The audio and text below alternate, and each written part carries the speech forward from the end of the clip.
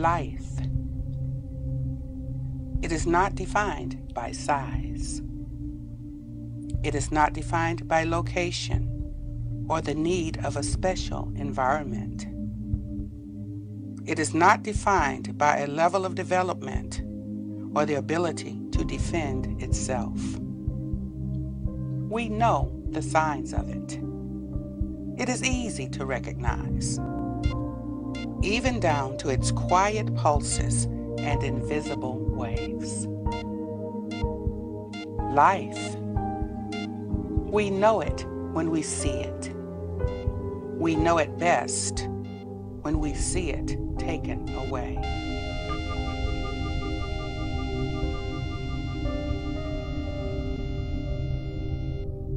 Hello, I'm Alveda King. My uncle, Dr. Martin Luther King Jr. once said, "Injustice anywhere is a threat to justice everywhere." This film explores the action of abortion and resulting consequences. You will hear personal, real-life testimonies and expert commentary as we go on this journey to explore what happens in the abortion industry and how lives are impacted. Few cultural markers are so apparent or have such a monumental impact on our society. This one was advanced by the exploitation of the vulnerable in a campaign of lies and deceit.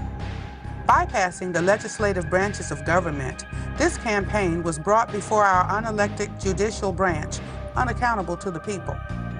The court made abortion, a woman's right, the inherent authority to rule over her body, and over the separate and distinct life growing inside of her. Effectively, it is a right to murder.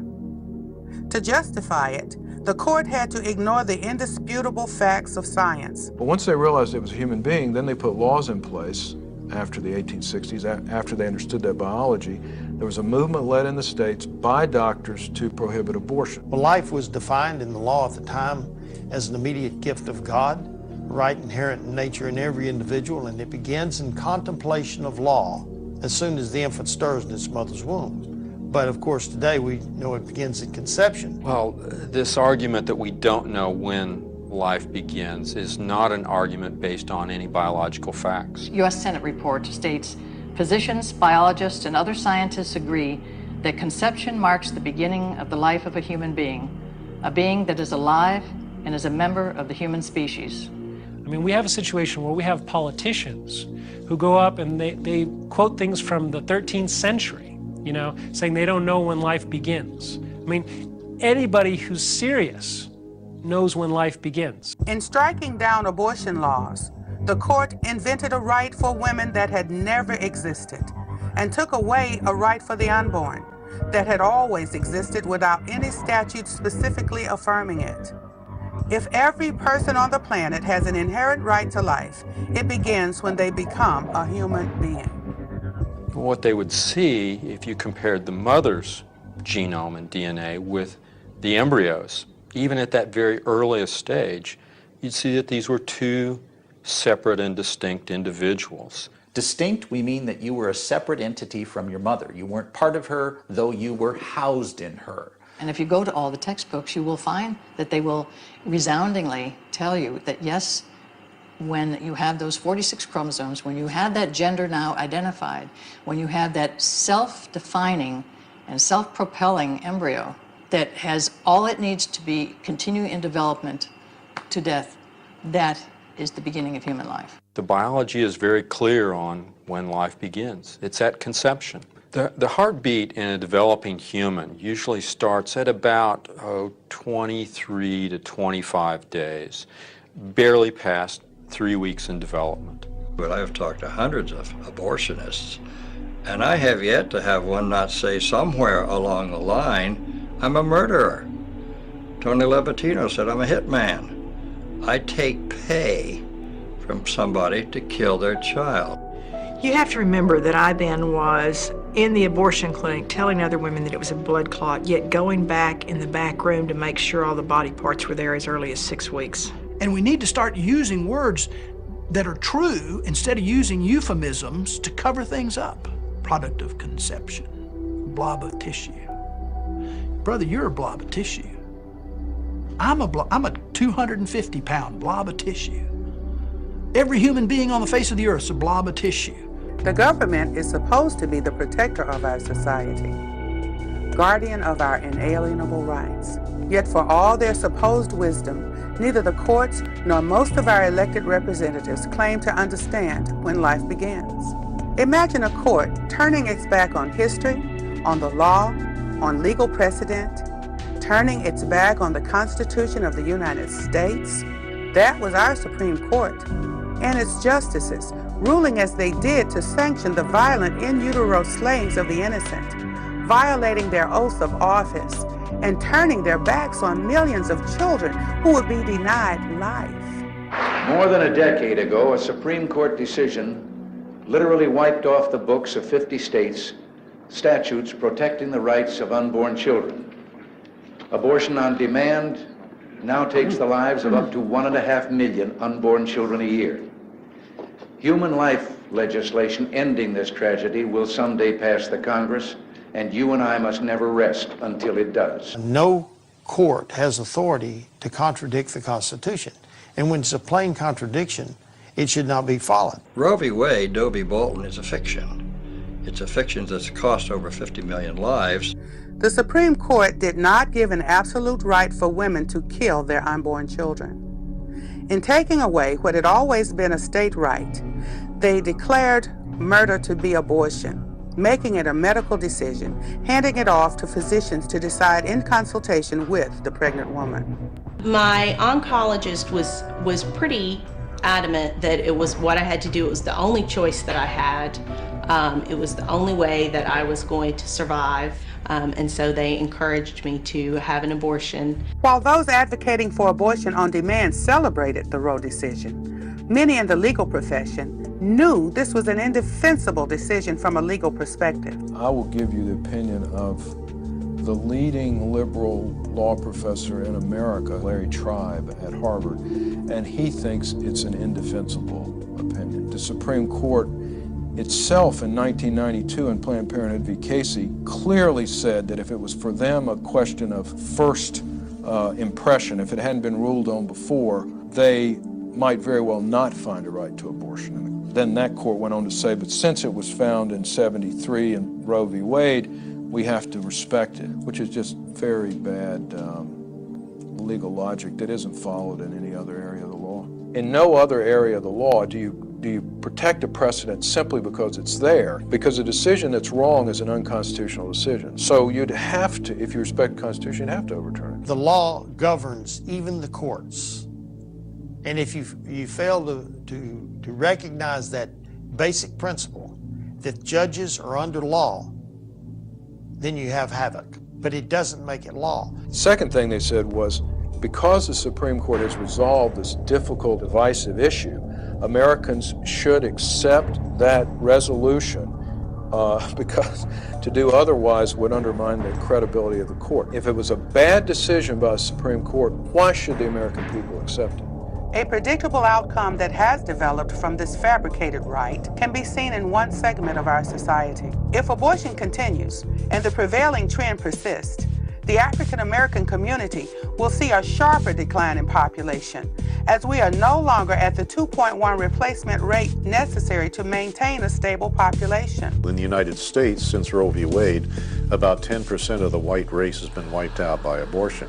28% of the black race has been wiped out. For every 5 African American women that get pregnant, 3 choose to abort. Every day, 1,452 African American children are killed in the womb by abortion. African Americans make up 12% of the population, but basically 36% of all abortions. So we are disproportionately affected by abortions. For the first time in 2003, the black population went under 2.1 replacement. With the next few years, the black population will actually begin to decline. As a black American, I know that most folks rank slavery as the worst thing that ever happened to America.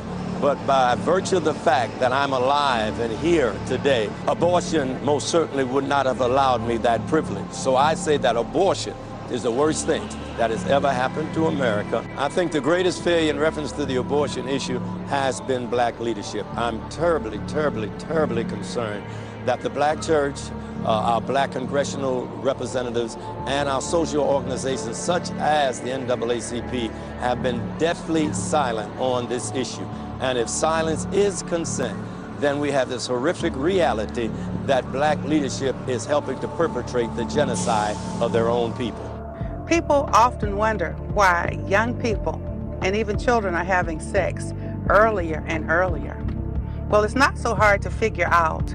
You have Planned Parenthood in the middle of your college communities, not far from your high schools, and young people walking back and forth. They can walk right in and get free birth control or very low-priced birth control and free condoms.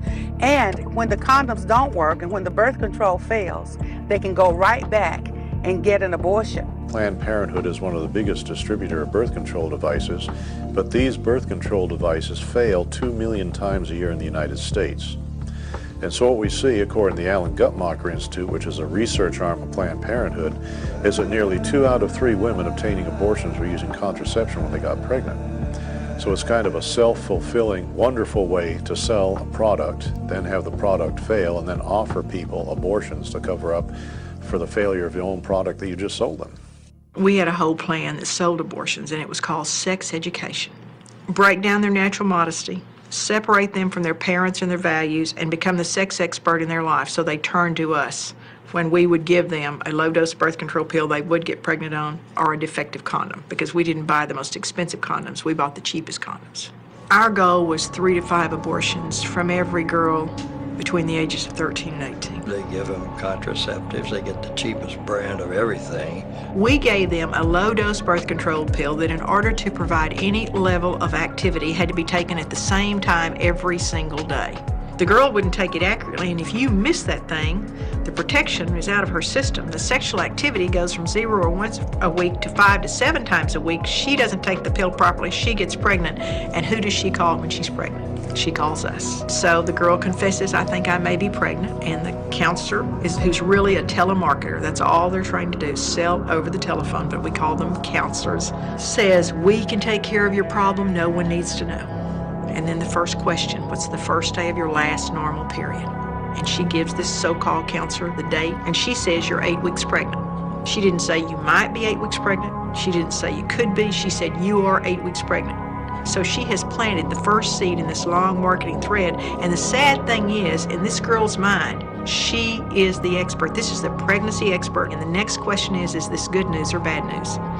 If it were good news, she would not be calling an abortion clinic. It's bad news. And when she replies bad news, this counselor moves right in, because now she wants to identify the fear, to use it to reaffirm that abortion decision anytime that girl moves away. And if she says, well, maybe I need to think about this, your parents will kill you, you'll have to miss drill team, the abortion is sold.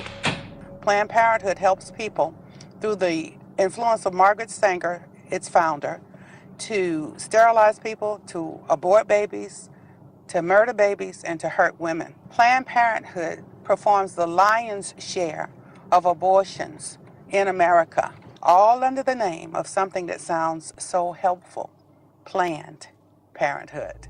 Margaret Sanger said that she wanted to rid the world of human weeds, and the Nazis said exactly the same thing, life unworthy of life. She was a racist and eugenicist, and the purpose of her organization, which was originally called the American Birth Control League, was summed up by one of its mastheads on the Birth Control Review, which was to breed a race of thoroughbreds.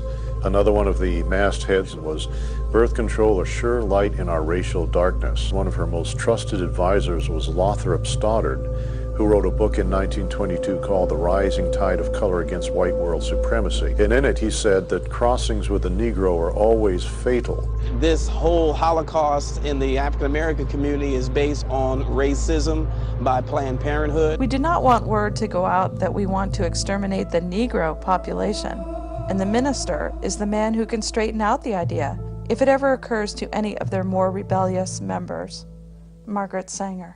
Planned Parenthood today refuses to admit that Margaret Sanger's a racist. Most people are familiar with Roe, the case that made abortion possible through the first trimester. It was the case of Doe versus Bolton, centered about Sandra Cano, that made abortion possible through all 3 trimesters. This decision made it possible to kill a fully viable human being up until the very day of birth.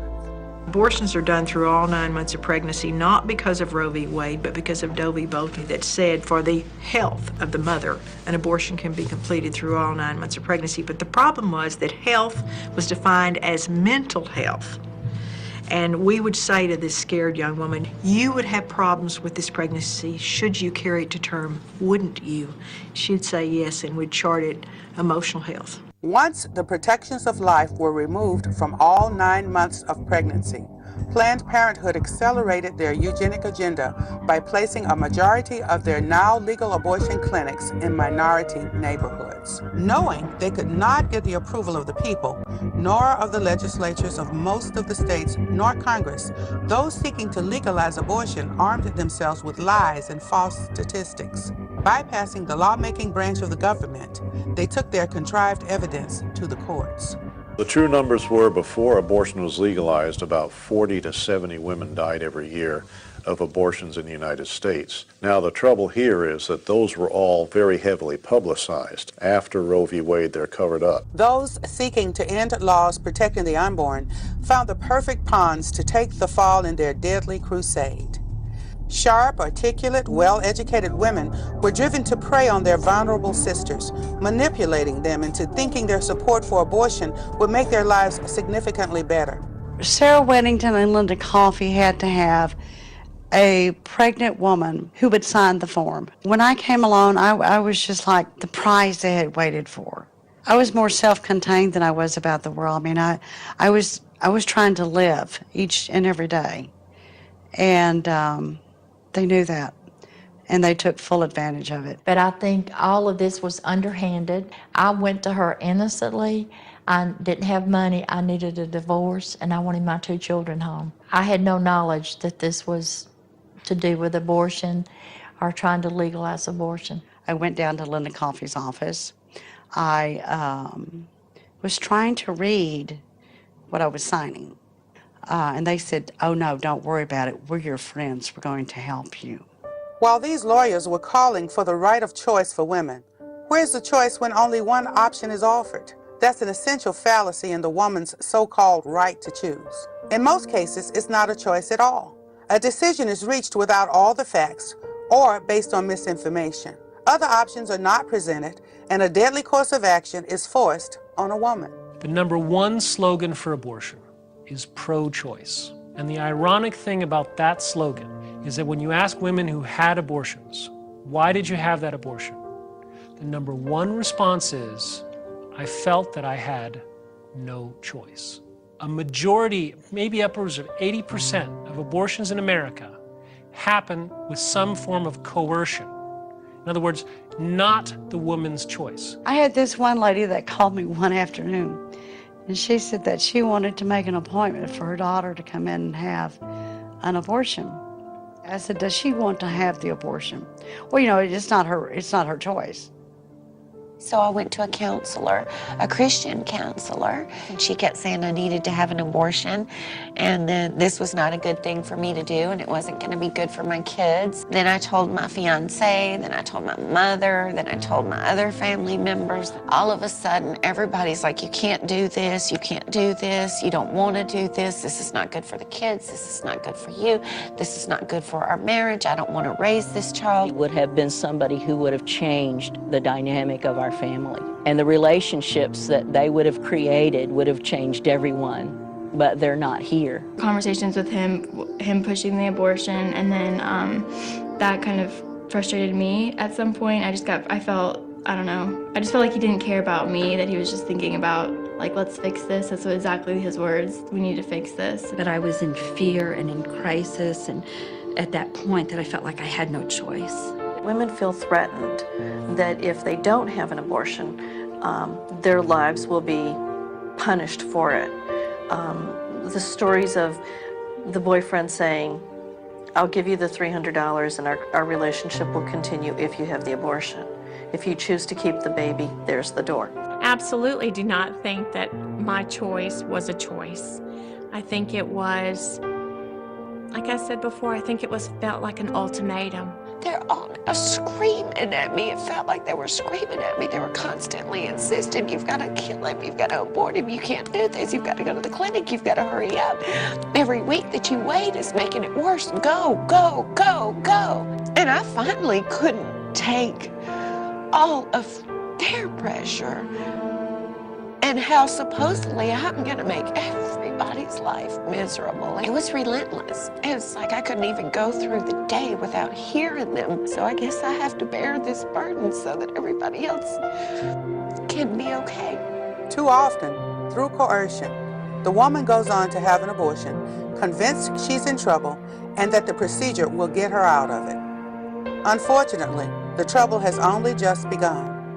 The physical and emotional consequences of her decision are often devastating, well outlasting the 9 months she would have carried her baby, or even the time it takes for that baby to reach adulthood. We remembered what our girlfriends looked like before and after. Because abortion goes to the core of who we are as women, and the fact that we are involved in nurturing life, that an abortion experience really does leave a mark.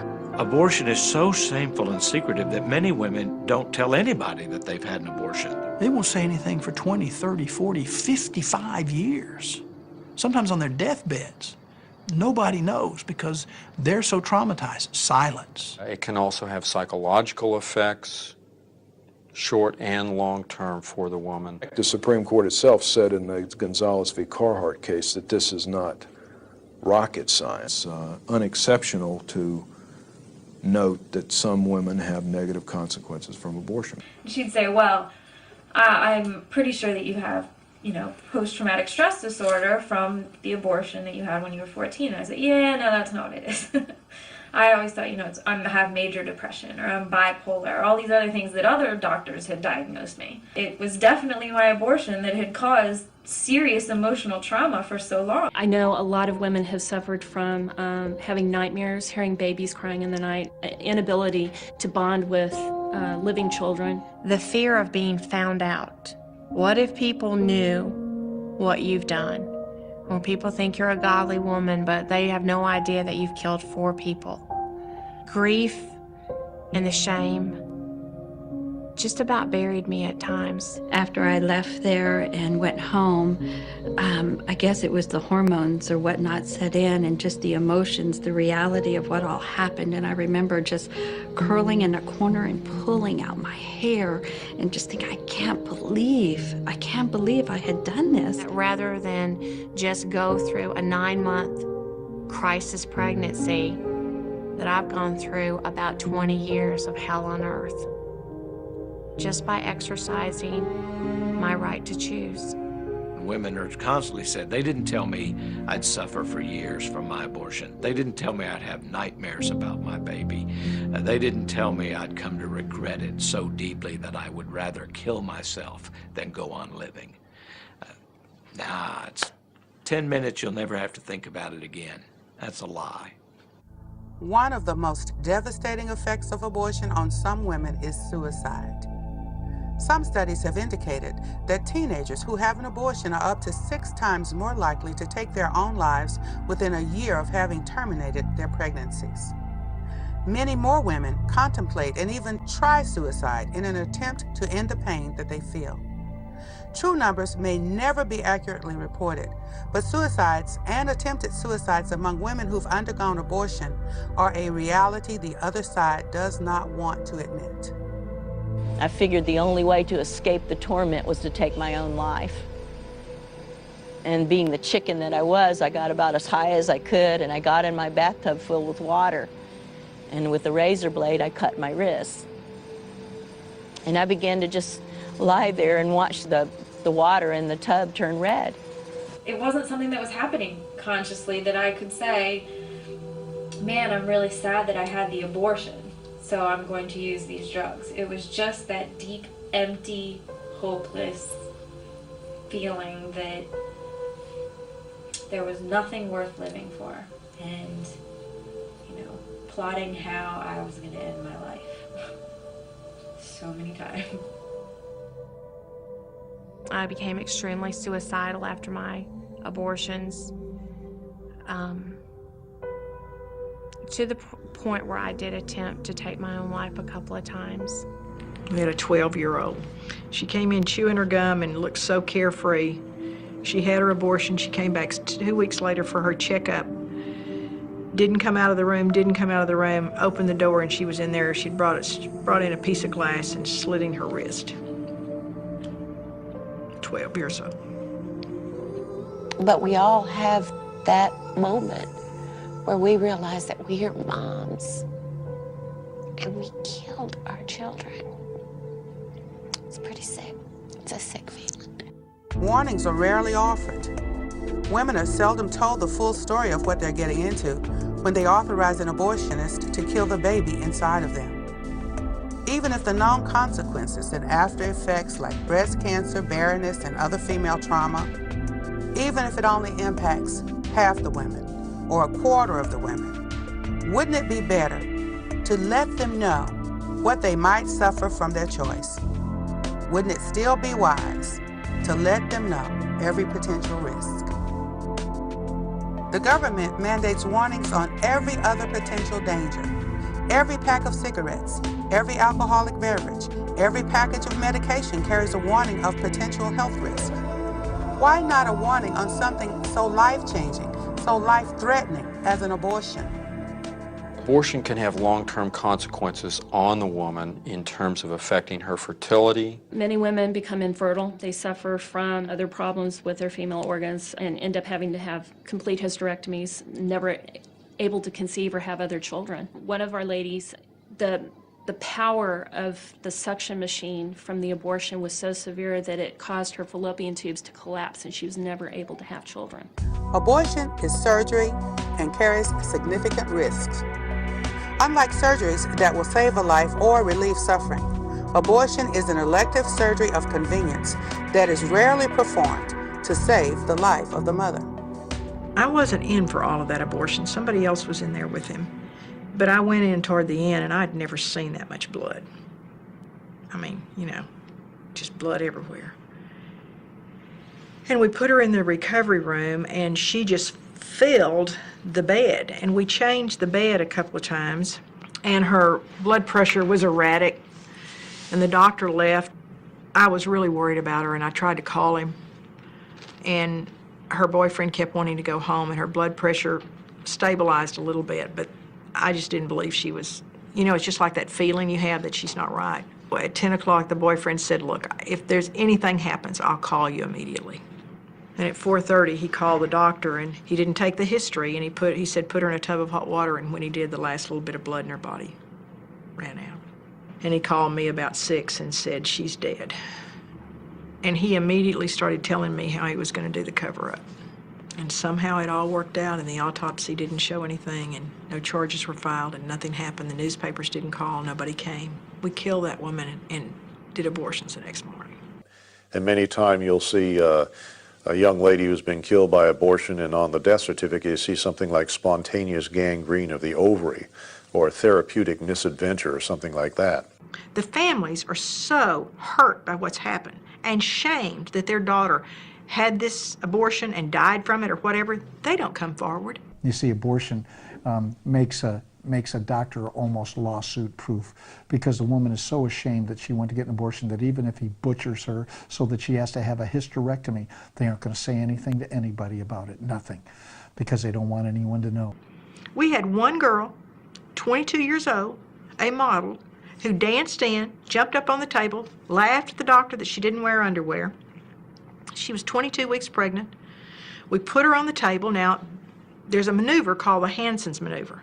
Now, the doctor may do it himself, or someone may do it, but I did it for the big baby, 2 of our big baby abortionists. I held the babies, and you say the head's here, the feet are here, the buttocks are here, and you gently push the baby down into the instruments. And the first time this doctor went in, he pulled out omentum. That's the lining to the intestines. He literally perforated her uterus and was pulling her bowel out her uterus with the very first time he went in with the instruments. And the second time he went in, he pulled out her bowel and he pushed it back in, live baby, woke the woman up, put her in my car because it's terrible, terrible advertisement to think about having an ambulance in front of an abortion clinic. You just don't want it. So we put her in my car, and we didn't take her to the hospital nearest us. We didn't take her to the hospital that would take the best care of her. We took her across town to a hospital that would help us cover up what we'd done. And this surgeon is taking this girl who has a perfectly complete baby inside her with her bowel pulled out her vagina upstairs to the operating room. 7 doctors operated on that baby, on that girl. They had to do a colostomy to resection her bowel to empty into this bag. They pulled the baby out. He rolled it into the disposable drapes and put it into the incinerator at the hospital. All 7 of those doctors falsified the records. We killed that baby that way. The doctors falsified the records. We told that girl she had an abdominal pregnancy, and she didn't sue us. In Roe, the court made the issue of abortion a decision between a woman and her doctor. The real outcome of Roe is that deciding whether to keep the baby or terminate its life in the vast majority of cases is left up to the woman in crisis in consultation with a person who earns a living by selling abortions. The ring of the cash register has taken the place of the cry of the newborn. Most women in America who've had abortions will tell you they never see the abortionist, they never see this doctor until he's between their legs in the abortion clinic, violating them with instruments. That women almost never consult their physicians. They go to a clinic, they have decided they want to get an abortion. So this idea of the important role of the personal physician is a fantasy. With the success of Roe v. Wade at the courts, Margaret Sanger's racist eugenics organization became a part of the American culture. A new multi-billion-dollar industry was launched with Planned Parenthood at the forefront. Money is made selling sex education, selling contraceptives they know will fail millions of times a year, then selling abortions to take care of the failures, at times selling the baby parts that come from those abortions. It is easy to see that the abortion industry is an endless cycle of making money. It is only when women plan on parenthood that the abortion industry loses. I don't think anyone ever believed that we would see an industry develop that's largely a cash industry, that is largely unregulated to perform abortions. And they're using our tax money. 1/3 of their $1 billion budget is our money. Planned Parenthood was allowed to come in and talk to us, or other organizations talk to us. Liberal teachers talk to us during sex ed. No one called it a baby. Product of conception. It can be removed if you don't want it. In legalizing abortion, the Supreme Court opened the floodgates for an industry to make billions of dollars off the pain and suffering of women and the deaths of millions of innocent babies. At a time when women are at their most vulnerable, court-sanctioned abortionists offer a service promising to solve the problem. Unlike other businesses, they leave their clients having to deal with the consequences without offering a warranty or even a refund when their product proves defective. Abortion is a skillfully marketed product sold to a very frightened person in crisis. They buy that product expecting a fix and find it's defective. We were told that we had to make $40,000 a weekend in order to stay here. Of course, we found out later that he was lying, that he just wanted to build up his money resources, you know. Abortion is a very lucrative business. There's a lot of money involved. We never would take personal checks. We'd take credit cards, but we frowned on it. We always encouraged the ladies to bring cash. Why is that? So, you don't have to report cash, friend. When an organization makes millions upon millions of dollars on providing abortions, and sometimes in a community, they're the sole proprietor, they've got a monopoly on it. why wouldn't they then encourage more abortions? Because more abortion means more money. More money means that they can go back to the government coffers in the case of Planned Parenthood and say, look at all the good we're doing. And so they can ask for more government money. The abortionist has a financial interest in the woman having an abortion because he gets paid if she has an abortion. He doesn't get paid if she doesn't. Now, what do you think he's going to tell her to do? If helping women were at the heart of the abortion industry, the so-called service of ending the baby's life could be offered for far less money than is typically charged. But that's not it. The abortionist and the abortionist clinic thrive by taking advantage of women in crisis. Very quickly, it was no longer about selling abortions to other women, it was about money. I saw the potential to make great money. I answered the phone at home at night so we wouldn't miss an abortion. But she is allowed to watch her pregnancy test turn positive or negative, and they would point to a chart on the wall and say, this is a positive test and this is a negative test, and if it's positive, we trained our people to reach over and grab the bony part of her elbow and squeeze. And you see, she's confused, she's hurting, she's just gotten this news that she's pregnant, and she's upset. So you grab the bony part of her elbow and squeeze to get her attention and say, if you have your money, we can take care of this right now. They did a pregnancy test, they said it was positive, and they asked me, did I have the money?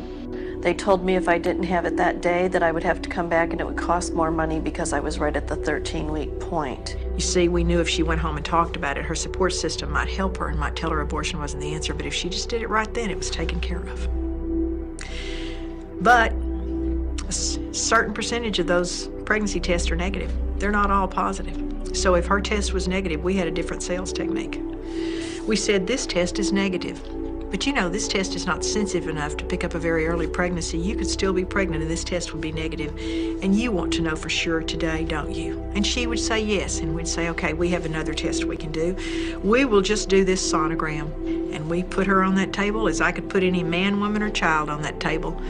And I could find a pregnancy. You see, all you have to do is find a blob, and everyone's abdomen has a blob. And this girl doesn't know what a pregnant uterus looks like versus a negative one, so you just find a little blob in the abdomen. You flip it around and say, see there it is, you're pregnant. She's shocked.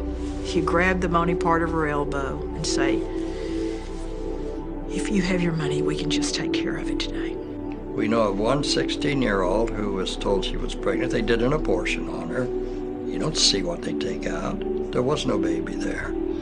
And she committed suicide. And in the investigation, they got her papers and had no PG or not pregnant. I mean, the studies are there that shows that abortion is bad for women's health, emotional, physical health. But yet those studies keep getting stifled. They keep getting questioned. They keep getting undermined because of the fact that there is a great deal of money made in the abortion industry. You know, and that money that the politicians are getting from NARAL and NOW, you know, the different pro-abortion organizations, Planned Parenthood, Marie Stopes International, I mean, that is money that is funding campaigns and is supporting candidates.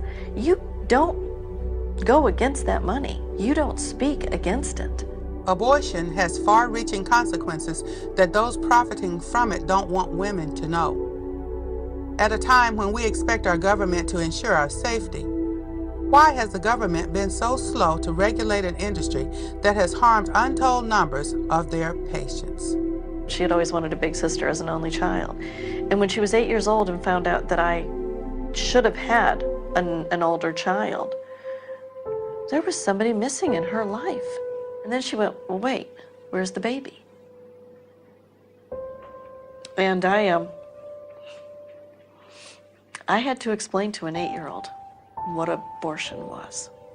Okay, let me just make sure I get this straight. And she was standing right in front of me. And she said, you were 16, you were pregnant, and you killed your baby. And I had to look that little girl in the eye. And I had to say yes. And this look of terror went across her face. And she didn't say anything more, she just walked away. And I asked family members to go with me. They didn't want to go. They didn't want to go. They want me to do it, but they didn't want to go. My fiance didn't want to go. I finally found somebody who would go. Anybody that was telling me to do it, none of them wanted to go. Some men have had no choice. The woman chose abortion without them, and they didn't have any control over it. Abortion steals the destiny of not only women, but of the men who participate, the men who've lost children, of their families. It destroys relationships. A man had come to our table. I had an exhibit booth, and I was explaining to him the work that we do, and he looks up at me and tears are streaming down his face, and he was sobbing like a baby, and he says, it's been 35 years, and I still hurt every day from it. We can't be silent anymore. Millions of women's lives have been devastated, and the fathers, we just write them off. They're just forgotten about. But I'm telling you, the multitudes of people that have been hurt by abortion, it's just unfathomable. With Roe, the Supreme Court took away from the states the right to restrict abortions within their own jurisdictions, but it was thought that the states would regulate the clinics that performed the procedure. The truth is, for years, they were left alone. The dirty back alley abortionists simply moved into the open without cleaning up their operations. This was a highly profitable business, and the safety of women was seldom a factor when it came to the bottom line. You know, we were doing 20, 30 abortions an hour if we could, at least 20. We had 21 sets of instruments. That's all we had. So we couldn't possibly bring those instruments out, clean them, sterilize them, bring the temperature up in the sterilizer and then 20 minutes sterilization, and then cool them down. I've had more experience than I'd like to have ever had on the dirty, filthy conditions inside of abortion clinics. When we were in Southern California, we would chase these little rotten abortionists around LA and San Diego and Orange County, and they would set up in these little strip malls, literally sign a lease today and be killing babies tomorrow. We would go and dig in their trash cans, and they would take the cash receipts and throw them away, and the babies would just be thrown in with the daily trash, obviously violating all the health codes in the book.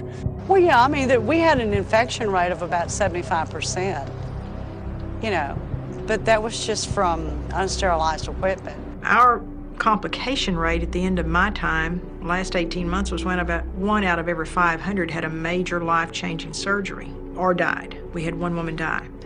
Some of the conditions we send our operatives in, and I've been in there personally, you'd see literally blood on the floor, blood on the walls, you know, cockroaches and mice feces. Some of these places, you wouldn't want to get your hair cut in these places, let alone have a very invasive surgical procedure. One of the reasons we were able to regulate the abortion clinics in Texas was because of the bad abortionists that had been reported.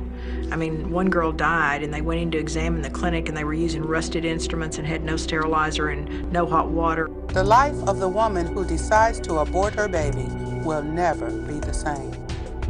There will never be a day when that decision won't affect her in some way, physically, emotionally, or spiritually. But the consequences of taking a baby's life aren't hers alone. The men and women who work in the abortion industry pay a price as well. But no one talks about what happens inside the abortion clinic. And everyone fights. It's the most chaotic place you can imagine.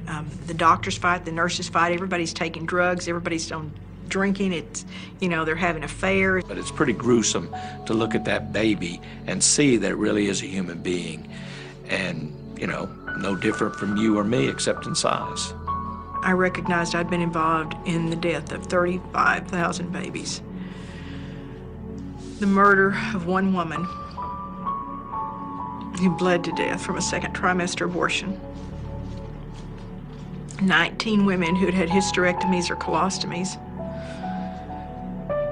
And never had one appeared in the newspapers, no lawsuit.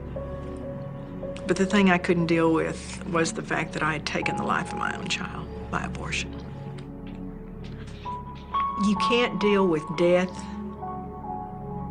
and lies on a daily basis without being greatly affected by it. And nobody worked in that clinic that didn't go to the back and put babies' parts together. And even if you didn't put the parts together, there were times when you walked back there and they were on a towel. I was laying on an examination table and my baby began to kick a lot on that table. And I remember thinking, something is wrong and she's trying to tell me that. And she was right, because then George Tiller came in and he proceeded to insert a large needle into my abdomen. And almost immediately, my baby stopped kicking and I never felt her again.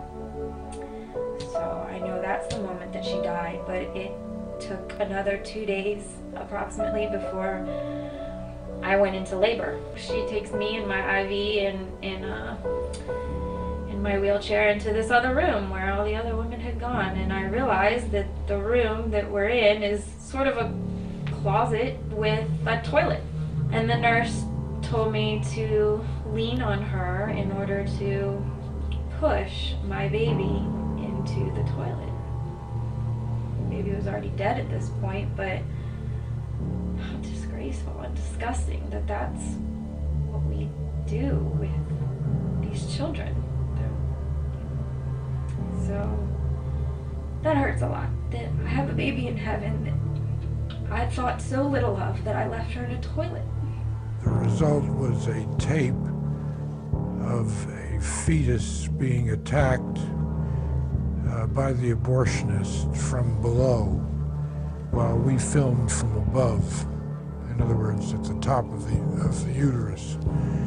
And the results of this film were so ghastly and hideous. It actually showed the fetus being torn apart in living color. This was not ultrasound black and white, but this was living color. I felt them taking parts out of my body. You know, I've spent the better part of 20 years trying not to remember that, but I do. Nobody knows what goes on in the abortion clinic. The most promising choice is the decision that favors life, the decision to carry the baby to term. In virtually every community all across the United States, there are organizations and people willing to help for the sake of a life that deserves to flourish. Organizations and people who are not driven by the desire to make money off of the despair of others. These are loving people who truly desire to help the woman in crisis make a choice, the right choice.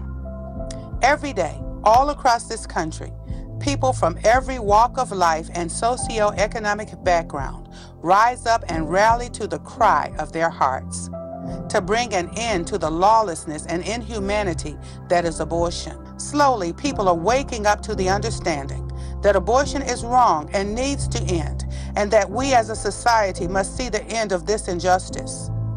We, the people, are beginning to come to the realization that life, even life from conception, is the primary inherent right of all humanity. And every day I think about what could have been.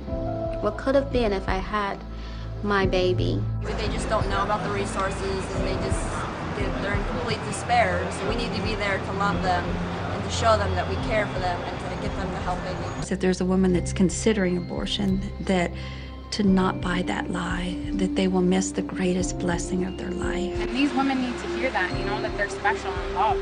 It helps 100%. Because they don't want to necessarily see like big posters and signs of what they're doing. They know that it's wrong. They know. They want to hear that they're loved and that there's hope. Everyone that had an abortion was encouraging me not to have an abortion. Basically telling me to learn from their mistake. Learn from them that it's not what I need to do.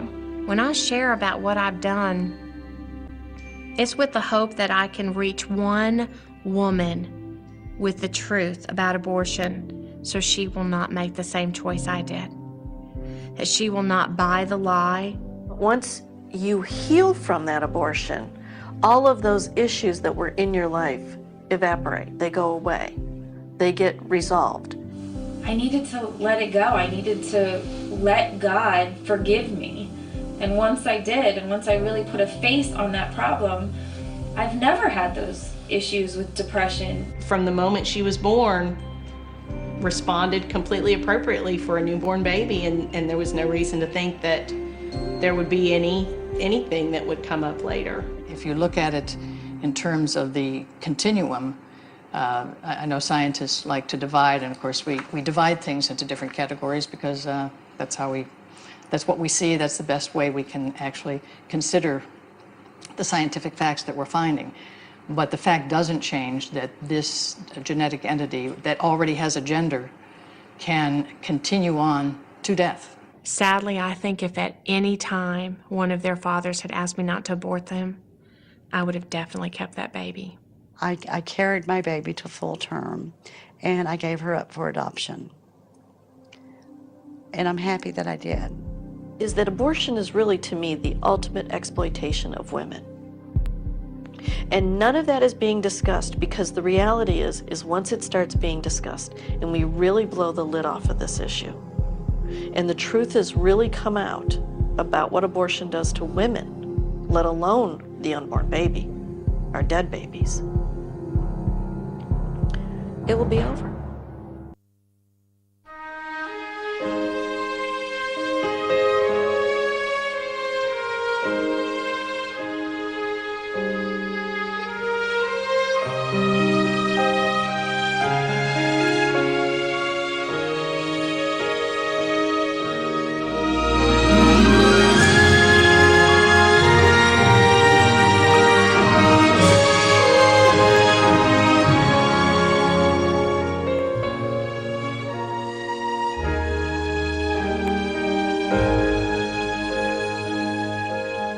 Now be still when your back's against the wall. Victory, there seems no hope at all. I'll be your wings that soar so high, this side of paradise. Now be still until you're strong. Here I am, I'm your fire when it's cold. Here I am, I'm your guide when you lost your road. I'm your armor in the fields of war, when the enemy storms the door. Here I am forever.